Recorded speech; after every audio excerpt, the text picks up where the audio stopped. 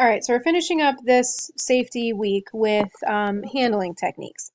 And every single different species has a little bit of a different strategy for handling them. You want to make sure that you are employing the proper and safe handling procedure for that particular species. That does two things. It prevents injury to both you and the animal. You do want to make sure that you have a first aid kit handy for anyone who does get a bite or a scratch, but hopefully that is rare. You can briefly restrain animals when necessary, either for examination, treatment, nail trim, for example, anything like that. So for cats, cats can be less than cooperative, shall we say? Especially if you want to work around their head, what you can do is you can actually make a purrito instead of a burrito. You can wrap them up in a blanket and then stick them in a canvas bag that has a zipper on it. And that way the handler can actually grasp the back of the head and hold the head between their thumb and their fingers and manipulate the head without concern of the claws coming out. So dogs, the way to restrain dogs, you want to get them into a sitting position, and then you want to take one arm under their neck with your forearm holding the head, and then your other arm is going to be placed around the animal's body, and you're going to kind of pull him into you, kind of give him a bear hug. You can use muzzles for dogs.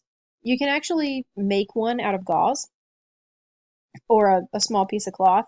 So you make a loop in it. You put the loop over their nose and mouth. You don't want to tie the loop off because you want to be able to make it adjustable. So you put the loop over the muzzle, and then you're going to cross the ends over under their jaw, and then bring them up behind the ears, and then tie it in a bow. And that's kind of your makeshift muzzle. Of course, they use, the snappy ones that are like the nylon or whatever. If you have rats and mice that are used to being handled, you can pick them up by just kind of grasping at the tail close to the body, the base of the tail. Don't grab at the tip of the tail. If you grab at the tip of the tail, it can actually result in what we call a degloving injury, which is where the skin of the tail comes off. So you want to make sure that you're grabbing kind of close to the base of the tail, close to the body. And then the other hand, you're going to kind of pull on that skin, that's that loose skin in the neck and shoulder area, very similar to scruffing a cat. Rabbits can also be scruffed, so you want to pick them up by grabbing kind of the scruff of the neck with one hand, using your other hand to place under the rump for support. To hold them, you can do the exact same thing, except that hand that was under the rump, that was supporting their rump, you're actually going to move that up to support the abdomen. Rabbits really don't bite often, but many can cause injury with their hind legs. Their hind legs can also be injured if you put them on a smooth surface. Their foot pads are covered with fur, which means that they can't grip very well.